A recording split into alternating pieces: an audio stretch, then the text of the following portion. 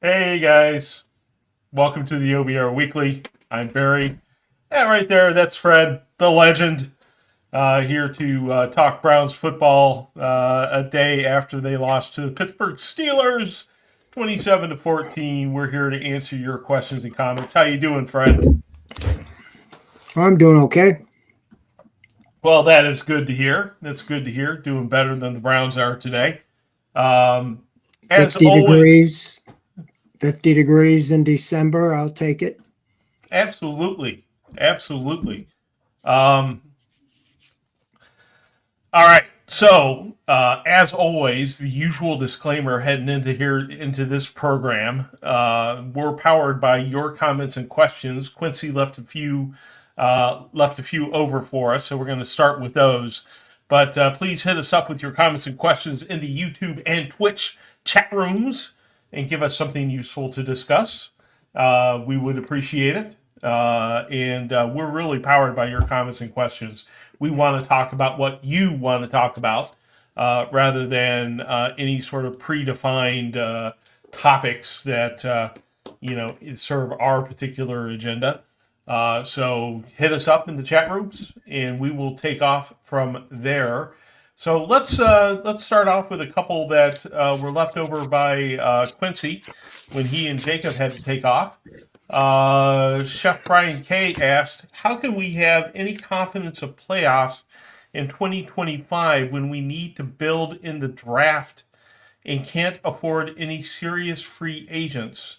I've got some thoughts on that, but what do you think, Fred? Do you think that it's possible for Browns fans to have any confidence of the playoffs in 2025 after that display on Sunday? Well, they have to make the right decisions. I mean, you don't have to look, you don't like to say it, but you don't have to look any more than the team that beat them yesterday. That team wasn't very good last year at all on offense. I Right. cannot believe they were 10-7, made the playoffs with Mason Rudolph and Kenny Pickett, but they made a very good decision to bring in not only one quarterback but two quarterbacks, and between them, Russell Wilson turned out to be the better, which I didn't think that was going to be. But where he is in this stage of his career, he is a game manager. He throws for 158 yards yesterday, but he had two touchdowns and no turnovers. He can make the throw when they need it, but they Mm-hmm. let that defense just control the game. They had that defense last year, but the offense is doing enough to win this year. The problem with the Browns is the formula was similar. You had a defense you thought was the number one defense in the NFL a year ago, and special teams. You had one of the best kickers in the NFL and good special teams. That has abandoned them this year. And the offense early in the year was so bad, I think it affected the defense and the special teams, even though it's not supposed to, but it kind of affected them. And now they're all playing pretty much, subpar. The Mm-hmm. Browns defense, I don't think was as good as a number one ranking last year. They rank them on yards given up. I was more concerned with the points. They gave up 11, 12, they were 11th or 12th in points. This year, they've dropped down to like 24th as of last week Right. in the yards given up. And that's just, you know, we said all along if the offense could just be average, they could get to the playoffs with the defense and special teams. Mm-hmm. And that has not been the case. So the original question is if you pivot with the right way, I'm pretty confident with solid quarterback play. Even Jameis Winston, if he would have started or played the first 6, 7 games, they would have won at least two more games, even Mm-hmm. with his interceptions and stuff, because they were moving the ball. They couldn't move the ball to win the game against the Raiders. They couldn't move the ball to win the game against the Giants. And, even those two wins, you know, it's still not a playoff, but it could have been a completely different, where we're at now. So Yeah. they're going to get Absolutely. an easier schedule because you get the fourth place schedule. And that seems to have helped the Browns. When we had high expectations coming off playoff game, then they dropped down. it's been kind of a roller coaster on good season, bad seasons. But anyway, they have to make the right decisions. I don't think they're as far away as some people think. They have some Right. pieces, but you get, and I think as Jack Duffin said, I'm going with what he said, that they can move around money the way they do contracts, and they can get guys they need. They have some expiring contracts, I think, that they get out from under, but I just think they got to get the right people, and you got Yeah. to draft the right people. But most of the impact would be in free agency at this point, because usually rookies don't step out and immediately become stars. Right.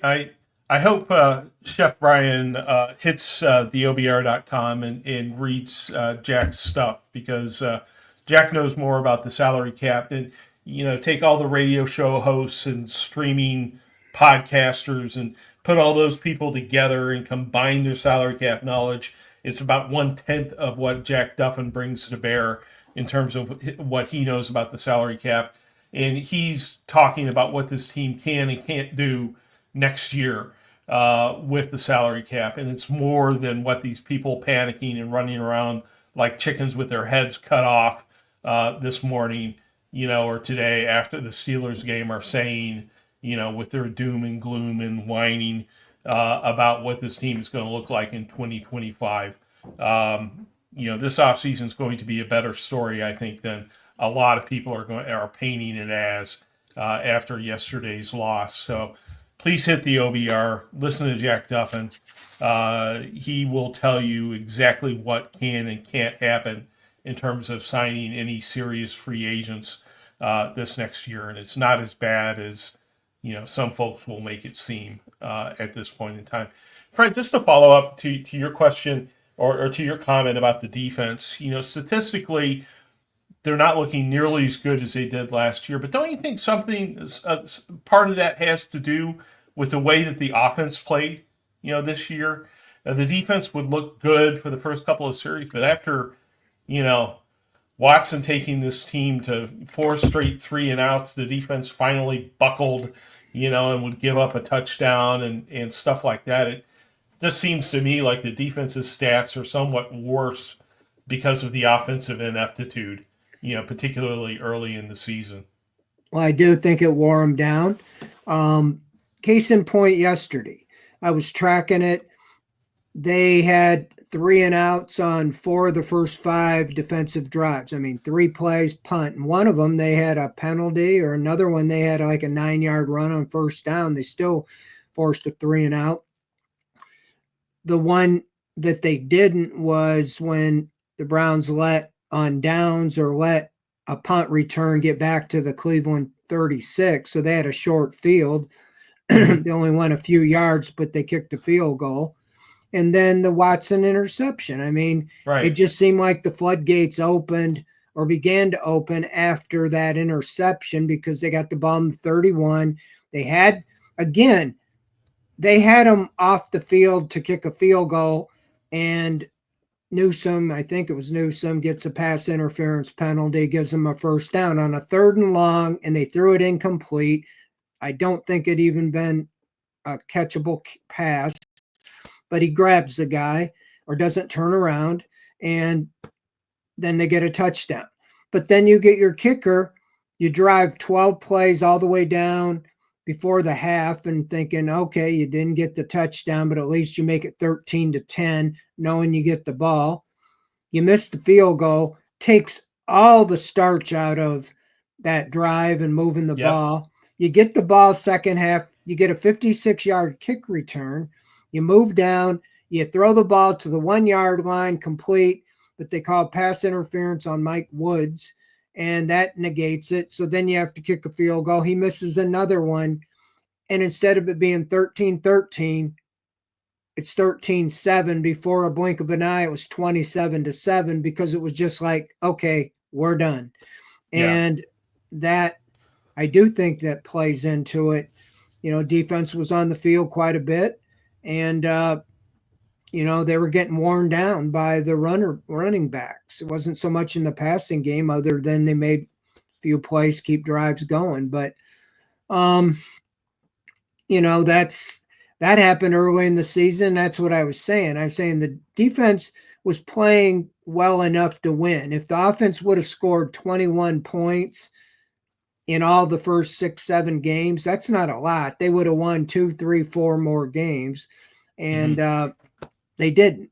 So then the offense finally gets it going a little, but the defense is kind of falling apart. So that's what they talk about, complementary, all being on, and they just haven't had that at all. When they get one part going, the other part falls apart. So that's what they got to look. And we've been hearing it all year from Kevin every week. We got to play better, we got to do better. They got to do some evaluation. I hope there's much more than surface evaluation. We could tell them they're not playing good and they need to play better. You got to find out what's the reason and who's the reason, and make changes at those positions. Right. You need to figure out who's part of the solution, who's not part of the solution, develop a plan, implement that plan, move forward. It's not all that complicated. But let me tell you, if you are watching us on the Twitters, please jump into the YouTube or Twitch chat rooms at the OBR and hit us up with your questions, your comments. Chat room is kind of quiet, a little bit maybe shell shocked after yesterday. That's fine, that's cool. But hit us up with your comments, hit us up with your questions, because that's what powers the show. So we really want to hear from you. And please hit us up with your comments and questions. A question from early in Quincy's show from MC Lawrence says, can you say anything to make me feel better? And I know in the insider chat during the game, I at one point just said that the rationality circuits in my head had switched off at one point because I was just ticked off seeing all the happy Steeler fans and the Steelers strutting all over the field. It just makes you angry to lose a rivalry game like that. But I think after those emotions have passed, you can look a little bit more rationally at what had happened during the game and where the Browns are, and maybe think that all is not necessarily lost. Fred, I don't know, what's your mood today about the state of the Cleveland Browns? Well, I think the way the NFL's made, I mean, you can look at teams. I mean, it's easy to say woe is me because it never seems to happen to Cleveland. But, look at, I didn't think Bo Nix would turn the Broncos into like a 10 win team. And, the rookie Jaden Daniels over in Washington, the right quarterback can flip the script. There's receivers on this team, tight ends.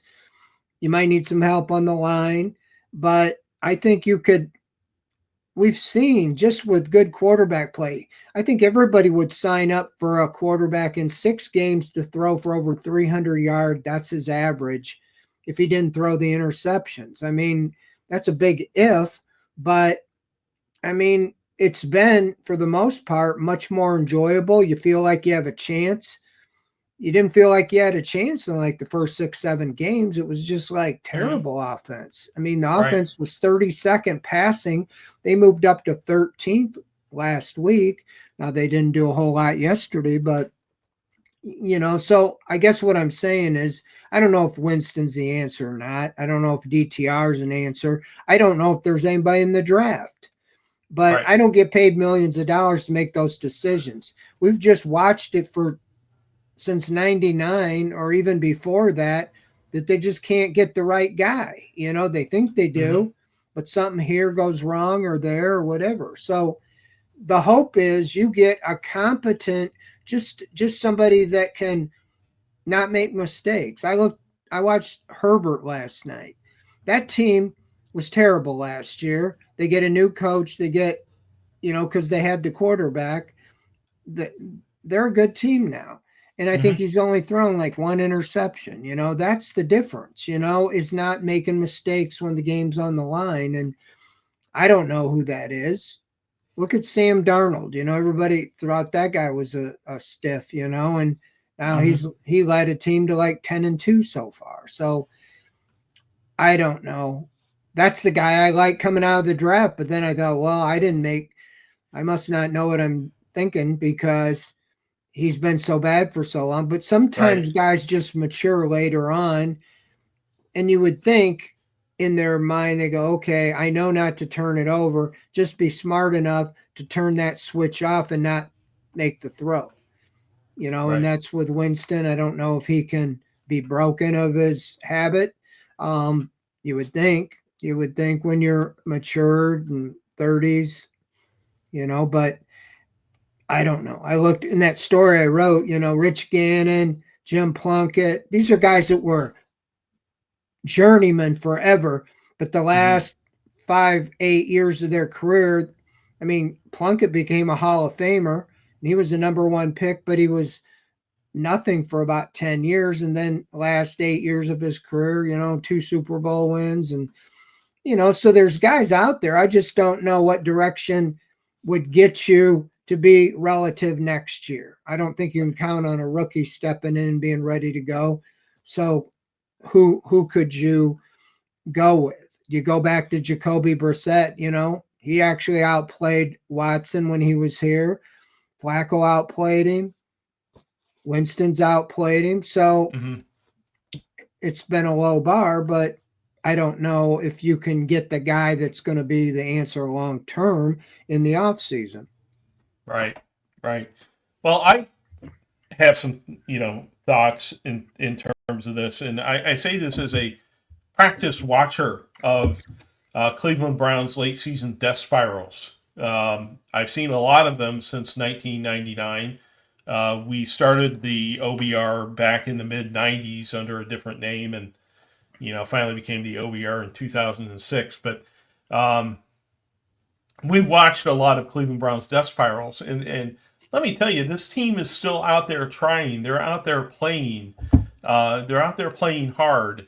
A lot of the things that we see during the typical losing seasons are not there. Players loafing, people leaking things to the media, the infighting in the front office, all that sort of stuff. Not there this year.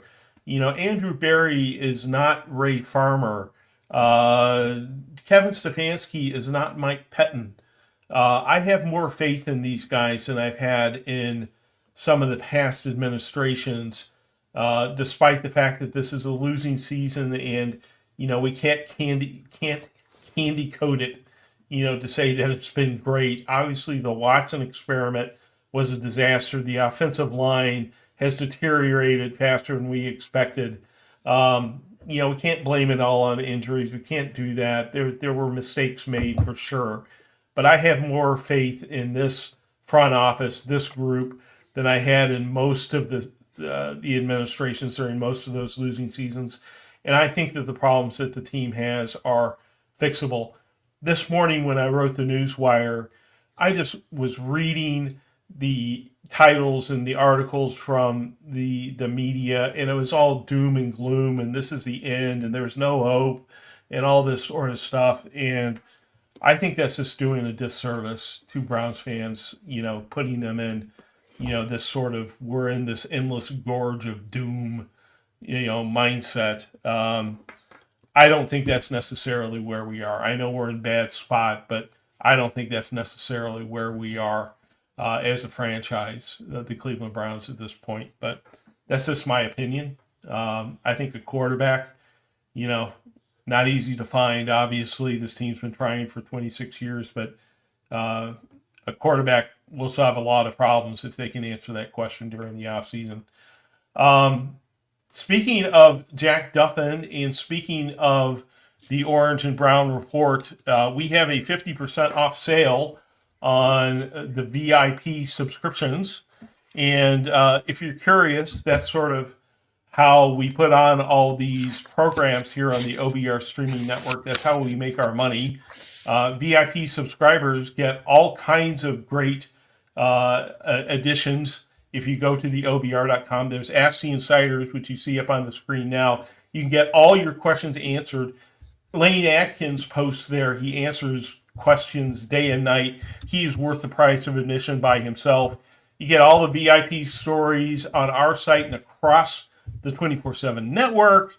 You get Paramount Plus with Showtime when you renew. You get all kinds of stuff. We got some surprises coming up here.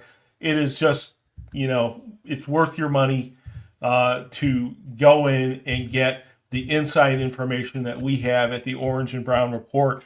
And it's fun, and you support a small independent Cleveland Browns outfit that has been around for about 25, 30 years doing independent journalism and keeping the big guys honest over these past couple of decades. So please consider visiting the OBR.com, and please consider our VIP premium service next time you visit. And got a couple questions from Jeffrey Champion that we're going to jump to here. First question from him is, would you guys take a look at Joe Milton, a backup quarterback on the Patriots? Now, Joe Milton drafted last year, Tennessee quarterback. Very interesting, physical quarterback, has some interesting skills. I think there was interest in maybe having him change positions at one point. People were talking about him as a tight end, I think, but the Patriots drafted him as a quarterback. If I'm not mistaken, Jeffrey, maybe you can say a little bit more in the chat. I'm trying to reach back into my memory about Joe Milton. But since he was drafted by the Patriots, I don't think he's going to be available for a little while. But is this the type of quarterback, young, athletic player, who's not been tested, that you could see the Browns bringing in and taking a look at, Fred? I think they're open to anything. This is just me watching, from up close of guys they brought in. Obviously, a lot haven't worked, but I feel like the odds are much greater if you have like the first pick in the draft, or the crack at the first, or the best quarterback available, and not always taking the guys down the road and hoping that you catch lightning in the bottle. I think all I know with Milton is an athletic guy. They were talking about drafting him as a tight end, and I don't know much more about it than that. Obviously, they like the athletic quarterbacks when they moved to the Watson. I don't know if was an outlier or if that's the model they're looking for as they go. They drafted DTR. No disrespect, I'll be surprised, but he's slight. I don't know how durable he's going to be, but he's a 5th round draft pick. It's when you draft guys down, there's usually something, in their bio or something that isn't. I realize top of the draft guys miss. So that's why it's so hard to get the right guy. You see what Peyton's done with Knicks. He seems to work magic with quarterbacks, but they obviously have to have talent. I think that was the strength of Stefanski's. I don't know, now that they're in the market possibly to draft one, maybe he can do something with somebody, but I'm more interested in somebody that's ready to come on, hit the ground running, not take a lot of time to be ready. I thought Baker Mayfield was as close to a ready-made quarterback coming out of college than any I'd seen around here. Mm-hmm. Little undersized, and that's not what we're here to talk about, but I want somebody that's ready to go, and I don't know what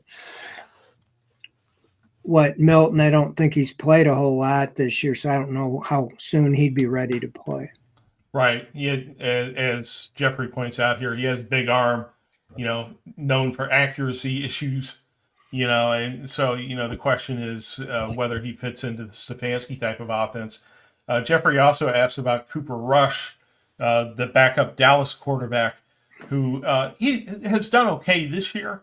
has a fairly high completion percentage so far this year when filling in for Dak Prescott. Again, question whether he would fit into the Stefanski style of offense. One guy that I'm interested in, you talked about Bo Nix, right? Bo Nix had a ton of reps in college. Another guy who's been around college for a while is a guy by the name of Dylan Gabriel, right? Very accurate, short guy. Uh, very accurate with short passes, right? Not necessarily the biggest arm, but what do you think of him, Fred? Baker Mayfield, Johnny Manziel. I've been there, done that with those little guys. Right. I, I, I don't. Again, I only watched him beat Ohio State, and I think I saw the Penn State game the other night. He's doing well, but to your point, if you're going to go with a college quarterback, I'd rather one that have played, 40, 50, 60 games, Right. in college, kind of like minor league play. That's what they're saying. Those type guys are more ready made. And I think that's what I was saying with Mayfield. He was kind of the same thing. Young guy, small guy with chip on his shoulder. And I'm sure Gabriel's kind of like that, but I mean, I don't know. I mean, I heard Quincy and them talk about it. I just don't want to go start all over again, hoping you find, a diamond in the rough. I want the Right. sure diamond, the Right. Joe Burrow or somebody, Justin Herbert. They're good as soon as they walk on the field. You don't really have to, and that's why the price is so high. And when it doesn't seem like there's that type of guy in this year's draft, that's where your optimism wanes. I Mhm. feel like if you want to win next year, you need to find somebody, whether it be a Kirk Cousins, whether it be a Justin Fields, whether it be Sam Darnold, uh, one of these guys that are there, that are available, that have talent, that can step right in and win. Right. Could be Jameis Winston, but we're all have seen the turnover thing. Now, if he could go flawless in whatever time he has left at quarterback here, maybe that would change the opinion some. But I just hate to go with an unknown starting from scratch. Yeah, I understand that completely, but Jameis, I just don't think Jameis is going to change. I mean, Jameis is going to be throwing fastballs all over the freaking place for the rest of his career. I don't see what the impetus is going to be for Jameis to change. I don't know if Stefanski can find that switch. In Jameis, but Stefanski seems to be capable of working with these big armed, quarterbacks, these quarterbacks who may have accuracy issues but can throw the ball into coverage, so on and so forth. But don't you think Kevin Stefanski sort of deserves the opportunity to pick his own quarterback? At some point in time, I know this is a consensus driven organization, but at some point, don't you say to Kevin, here are the people who are available, in the draft, in free agency, who do you want to work with this year, right? Yep. Who fits your offense? Come back to is it Cam Ward? Is it Kirk Cousins? Just tell us who you want to work with this year. We got to come out of next year with 10 wins at least, right? Well, you would hope that he's got input in it. I know Andrew Berry makes the decision. They do this consensus, but I would think he'd be comfortable enough. He's been here now 5 years, that he would say, I've done enough of this, or I've done enough of that. This is what I want. Um, it would really be nice to get the real story on Watson, where he fell with that, if he just went along to get along, or if he said, no, this is the guy that I want, when he had no background working with a guy like that, the mobile, athletic quarterback. So Yeah, I do think if he's the long term, you've just committed to a contract. That doesn't mean that you're here forever, but I do think if you want to get where you want to go, I'm sure Sean Payton had a big say in who the Broncos, why they drafted Bo Nix. He saw something Mhm. in him that told him he can be the quarterback. So yeah, I definitely would let him have input, but they got to figure that out. It's so critical, as we know. Right, absolutely. Antonio Henry has an idea how to put a charge into this team. He says we need somebody special on offense. Gentry at, I think that's how you pronounce the name. I haven't watched many Boise State games. Would be special out of the backfield, help the O line be attractive for future vet quarterbacks to think about signing and prolong Chubb. Um, Obviously, Jameis Winston would probably be in a little bit different situation if the running game were a little bit more effective. The play action would be a lot more effective, and we wouldn't be counting on his arm 40 times a game.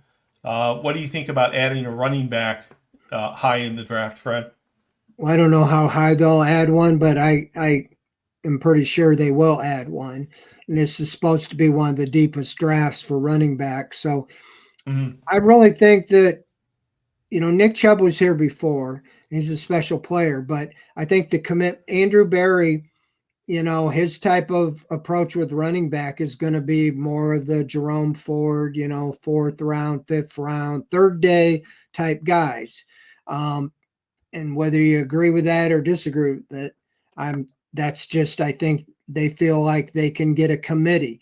They can get two or three guys and not put it all on one guy.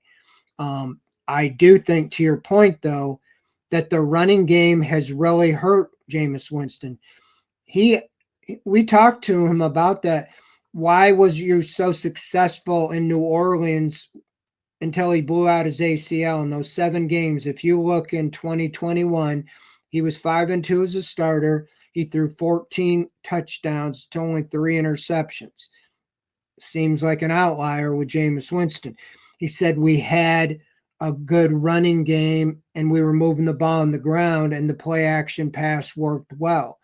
And teams know that they really don't have to respect the Browns running game right now. I mean, they got 100 yards yesterday, but 28 was on scrambles by Jamison. So they haven't had the legit, Nick Chubb go for 150 or Jerome Ford or anybody. They haven't even had a 100-yard rusher this year. So you got to go back. You can pass all you want, but I think you have to get your running game in order. And I think they would take the approach more of the guys up front as opposed to the top of the end running back. Now, there was a Mm-hmm. debate back when Saquon Barkley came out, should the Browns take him number one, or whatever, or quarterback. And it looked like a foolish move by the Giants to take the running back. You can see there's a value and you see what he's done now in the right system for him. Right. But I really think the offensive line makes the difference. They can make guys look, a lot better if the holes are open. Yeah, yeah, makes total sense. And yeah, I can't help but think um, that Winston's numbers would be a little bit better if there was a better running game and if he was getting better protection up front. But we'll never find out. The numbers are what they are.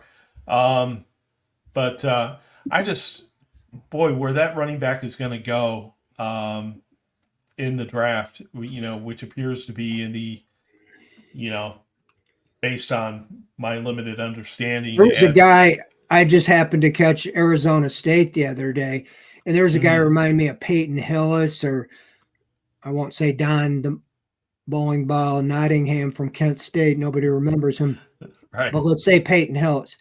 He was like, his name was Skidaboo or Cam Skidaboo. Man, they could not tackle the guy. And I looked him up. He's like 5'11, 225, 230. And then I saw his stats. I mean, he had like 4 touchdowns in that game, and they was just like nobody could stop him. Right. Now, a guy like that's going to be there maybe in the 3rd, 4th, 5th round, or that's the type of guy I see. And to the point, the question, I wouldn't be against getting 2 battering rams, but you got to have a little bit of a push up front. Right. And, that can be a big helper to a quarterback, especially if you have a rookie quarterback, a great running game. The Browns were known for a great running game basically until Nick Chubb got hurt. Right. And was this because the line was so good, or was because Chubb was so good, or Bill Callahan was here. Now Bill Callahan's not. Right. Right. I think those are good questions. I don't have the answer for them, unfortunately. I think it's a combination of all those things. But the one thing I do have the answer for is the answer for you if you want to get physically fit, and that is Core Home Fitness, the sponsors of the OBR. You can find them at corehomefitness.com and check out their assortment of lifting equipment, especially their top-rated adjustable dumbbells. New York Times, Consumers Reports, Men's Health, they all put them right at the top of the pack in terms of the best quality adjustable dumbbells on the market. Check out their videos as well at corehomefitness.com. They will teach you how to use this equipment. They've got various fitness programs which are available there. They've got a VIP service as well if you want to get into their training programs. They've also got a U.S.-based support team, fast shipping, hassle-free returns, you name it. They know what they're doing. These guys have signed up to sponsor the OBR. We are very, very grateful to them for their support and really appreciate what they've done for us. And they can do a lot for you as well if you want to get fit. So check out Core Home Fitness at corehomefitness.com. And thank you again to the guys there for supporting the Orange and Brown Report and all this free streaming that we do here on YouTube and Twitch. Got some other comments in the chat, some of which I agree with, some of which I don't agree with. But let's feature some comments from Tori and Black Dog 5. Tori says, we need to clean house. Black Dog 5 says 3-14 should get him fired, which Tori agrees with. That if Kevin goes 3-14, I believe he's fired. Talk radio was full of that today, saying that if Kevin goes 3-14, that's the end of him here in Cleveland. I personally think if Kevin Stefanski gets fired, he will be unemployed for probably 48 hours or so before the Bears or somebody else snatch him up. 2-time coach of the year in 5 years, obviously a horrible year this year. But I think I have my own personal opinions about Stefanski and the job he's done. Fred, 2 questions to you. First question is, do you think 3-14 gets the coach fired? Second thing is, if he is fired, do you expect to see him on a NFL sideline next year? Yeah, second one, he definitely will get hired. As far as, I don't think he's going to get fired no matter what, unless there's just some total disaster. I mean, you could make a case they could lose all 4 of these games just because of the opponent. I mean, is there anybody expecting the Browns to beat the defending Super Bowl champions that are 12-1?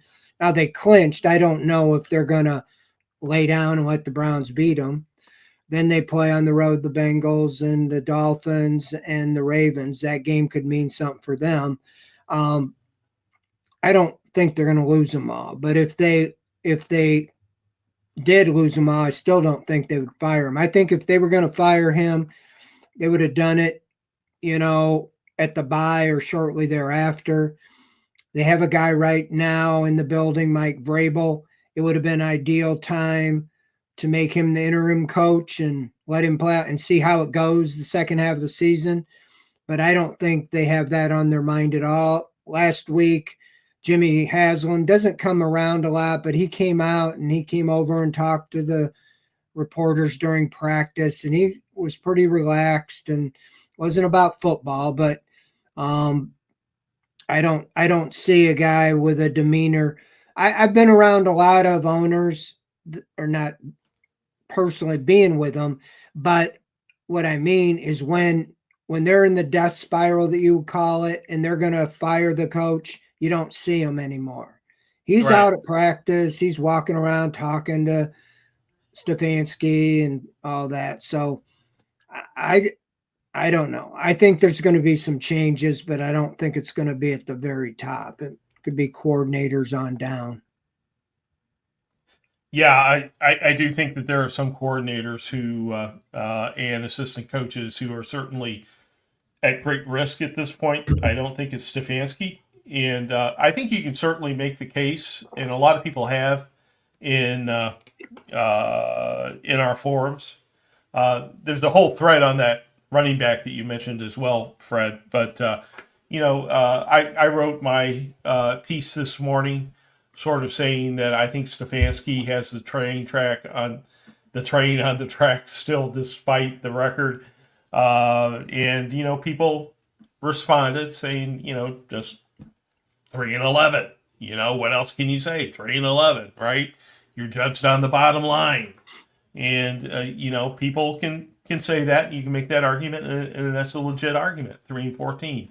A lot of coaches get fired for that. Absolutely, and it's unfortunate. But I know a lot of people are saying that on talk radio, but I don't agree.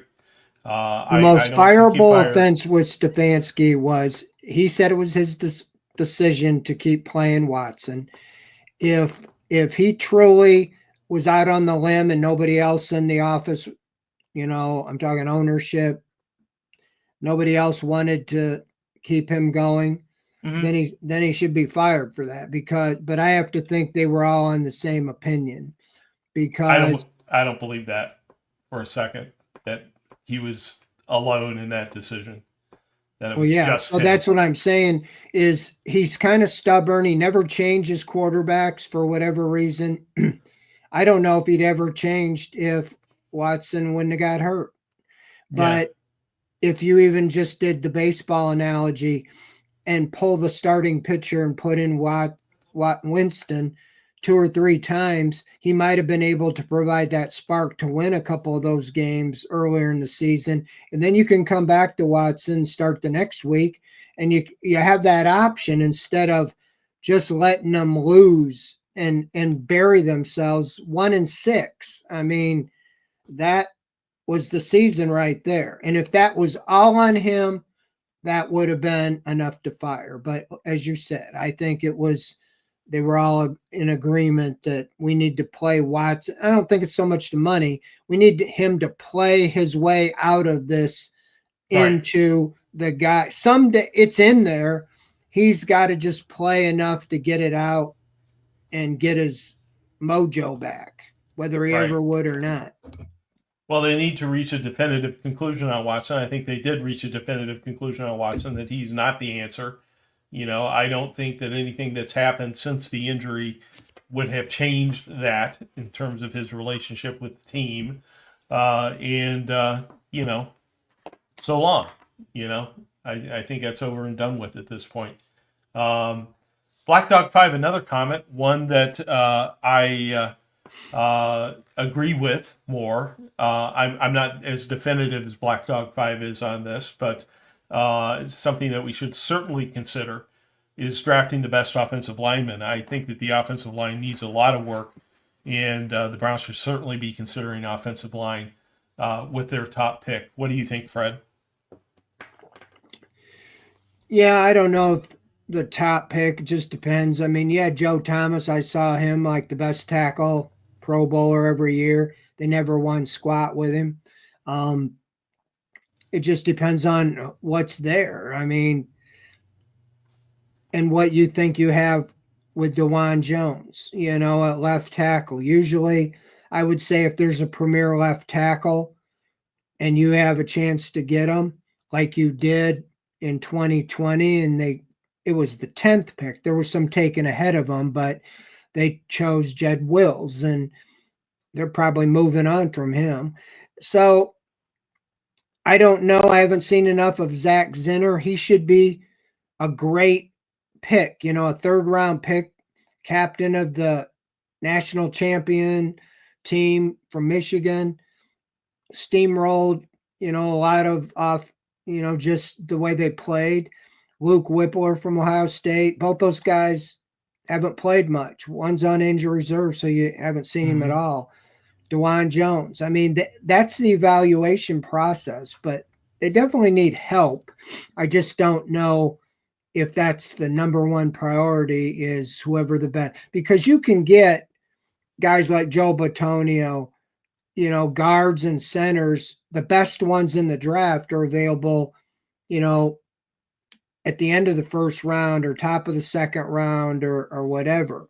So it just depends on their target of players and when they think they can get them. Yeah, yeah. And Stephen Kramer, I agree. I'm not as definitive that you have to pick the best OL, at that position. It depends on who's available and all that. But I do think that you certainly consider, an offensive lineman depending on how the draft falls, because we do need offensive line Barry help. has drafted an offensive lineman in all 5 years. Now they all haven't been great picks. I mean, he took Wills, he took Hudson. Hudson, like a fourth round pick, should be like a starting caliber offensive tackle. And he's going to walk because he was kind of a flame out.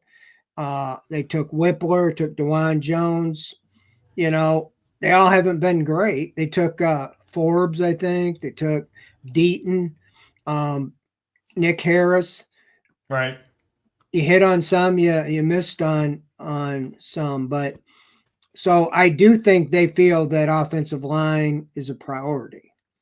Right. But some of the best ones they got came in trades or in free agency because they haven't evaluated or developed them properly. Right. Right. Just a couple comments before we go here. Chef Brian K points out that Chris Drew and World's Fastest are not here tonight. And I don't know. We need to send out an APB on them. My guess is that they're in Pittsburgh trying to find the people who harassed Carly Teller and give them a good what for. Next one, Barry, where do I get Core Home Fitness gear? CoreHomeFitness.com. That's where you go. I tried to make that point earlier. DeAndre Black says, "What about this cupcake training camps that can change things?" I think he's getting at the Glenbrier training camp. And do you think they're going to do that again this next year, Fred? They always come out saying how wonderful I don't it know. was. Greenbrier, I don't know if this affects him. I had heard that it went into bankruptcy. Oh, really? But I think there's schools on that. I mean, there's a case. I don't think Stefanski really necessarily works them hard. They don't hit. His school of thought is to try to get him to the season healthy. We saw what that got him. I marvel if you look at the injury report last week. At this point in the season, Browns had like 13 guys on the injury report. Steelers have like none. How do they play a whole season and have nobody on the injury report? Do they just not tell the trainer they're injured or what? And it's not just them. It seems like a lot of teams, are they just lucky, or is it because of their physical demands in training camp or what? But all the studies the Browns do, they I realize you can get a study to come out about however you want to look at it. That analytics says, oh, it's better to have them, be healthy to start the season instead of on injury reserve. And I understand that. But even that approach this year, you never really got Conklin back or Wills back on time or Nick Chubb. And then you still had the same amount of injuries or more. I don't know what the answer is, but I do think they could push him a little more. Right. Yeah. I I would think so as well. Question from Jeffrey Champion. He says, if Travis Hunter is still there, not a question, just a comment. If Travis Hunter is still there, I would take him over an offensive lineman. Black Dog 5 agrees on Hunter.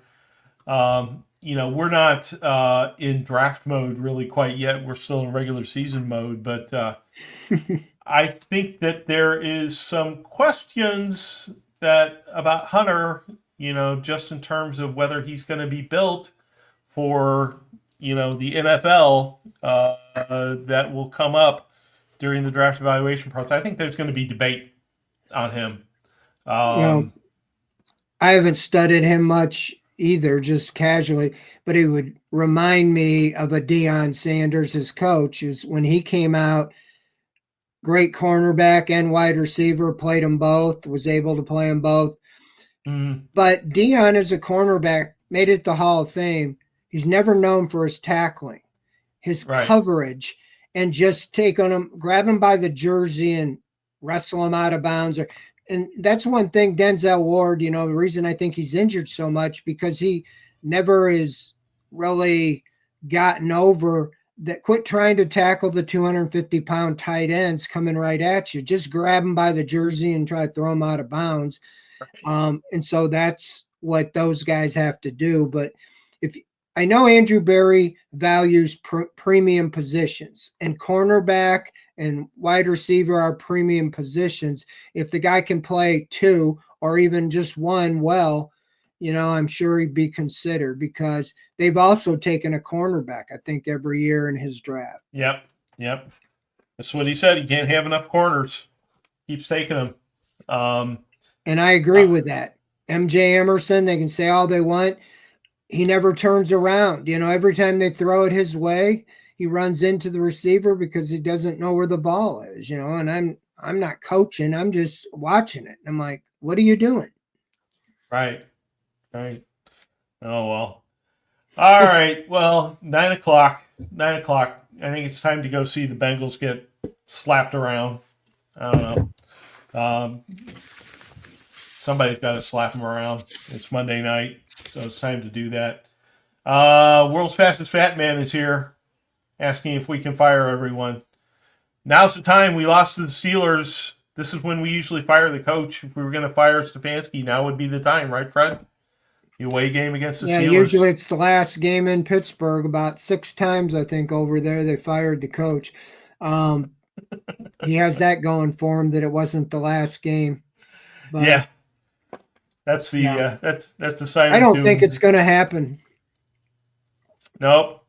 We are on record as saying that Stefanski, even if they go 3-14, will survive. We'll find out if we're right here in a few weeks.